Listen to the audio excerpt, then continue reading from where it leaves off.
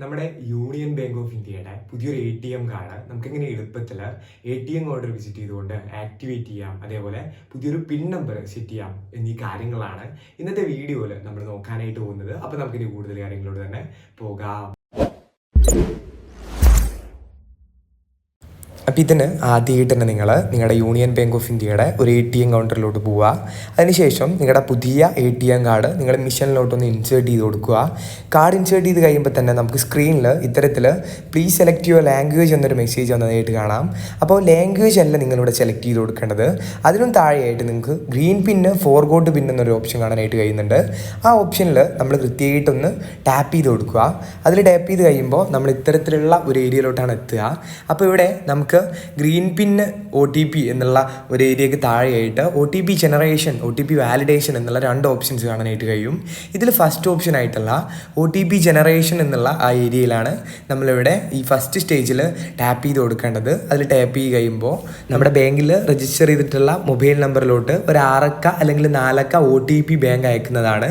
ആ OTP കൃത്യമായിട്ടൊന്ന് not ചെയ്ത് വെക്കുക, കാരണം മുമ്പോട്ടുള്ള കാര്യങ്ങൾ നമുക്കിപ്പോൾ ആവശ്യമായിട്ടാണ് വരുന്നുണ്ട്. അപ്പോൾ അതിനുശേഷം നിങ്ങളുടെ ATM കാർഡ് മിഷനിൽ നിന്ന് ഒന്ന് നിങ്ങൾ തിരിച്ചെടുക്കേണ്ടതായിട്ടുണ്ട്.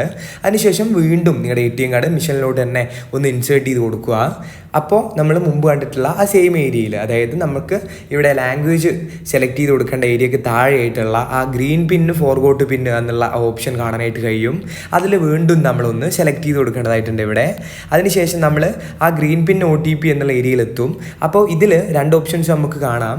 ഇതിൽ നമ്മൾ മുമ്പ് ടാപ്പ് ചെയ്തിട്ടുണ്ടായിരുന്നത് OTP ജനറേഷൻ എന്നുള്ള ഏരിയയിലാണ്. ഈ തവണ നമ്മൾ OTP വാലിഡേഷൻ എന്നുള്ള ഏരിയയിലാണ് ടാപ്പ് ചെയ്ത് കൊടുക്കേണ്ടത്. അതിനുശേഷം നമ്മൾ കൃത്യമായിട്ട് ഇത്തരത്തിൽ ഇവിടെ നമുക്ക് OTP ആയിട്ട് വന്നിട്ടുള്ള ആ 6 അക്ക അല്ലെങ്കിൽ 4 അക്ക നമ്പർ എൻ്റർ ചെയ്യേണ്ട ഏരിയയിലോട്ട് എത്തും. അപ്പോൾ കൃത്യമായിട്ട് ആ നമ്പർ നിങ്ങളിവിടെ എൻ്റർ ചെയ്ത് കൊടുക്കുക. അതിനുശേഷം താഴെയുള്ള കറക്റ്റ് എന്നുള്ള ഏരിയയിൽ ടാപ്പ് ചെയ്ത് കൊടുക്കുമ്പോൾ നമ്മൾ പുതുതായിട്ട് ATM പിന്ന് സെറ്റ് ചെയ്യേണ്ട ഏരിയയിലോട്ട് എത്തും. അപ്പോൾ ഇവിടെ നിങ്ങൾ കൃത്യമായിട്ട് തന്നെ നിങ്ങളുടെ ഓർമ്മയിലിരിക്കുന്ന സെക്യൂർഡ് ആയിട്ടുള്ള ഒരു 4 അക്ക പിൻ നമ്പർ സെറ്റ് ചെയ്ത് കൊടുക്കുക. അതിനുശേഷം കറക്റ്റ് എന്നുള്ള ഏരിയയിൽ ടാപ്പ് ചെയ്യുമ്പോൾ വീണ്ടും നമ്മൾ ആ സെയിം സെറ്റ് ചെയ്തിട്ടുള്ള പിൻ നമ്പർ എൻ്റർ ചെയ്ത് കൊടുക്കേണ്ടതായിട്ടുണ്ട്, റീ എൻ്റർ എന്നുള്ള ഈ ഏരിയയിൽ.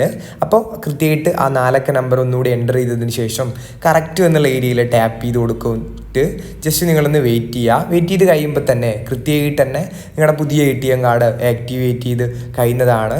അതേപോലെ നിങ്ങളുടെ പുതിയൊരു പിൻ നമ്പറും ഇവിടെ സെറ്റ് ആവുന്നതാണ്. അപ്പോൾ ഇത്തരത്തിൽ എളുപ്പത്തിൽ നമുക്ക് ഈ പ്രോസസ്സ് ചെയ്ത് തീർക്കാനായിട്ട് കഴിയുന്നതാണ്. നമ്മുടെ വീഡിയോ ഇത്ര മാത്രമേ ഉള്ളൂ. വീഡിയോ നിങ്ങൾക്ക് ഉപകാരപ്രദമാണെങ്കിൽ ഒന്ന് ലൈക്ക് ചെയ്ത് പോവുക. അതേപോലെ നമ്മുടെ ചാനൽ സബ്സ്ക്രൈബ് ചെയ്ത് പോകുന്ന കാര്യം കൂടി ഒന്ന് പരിഗണിച്ച് പോവുക.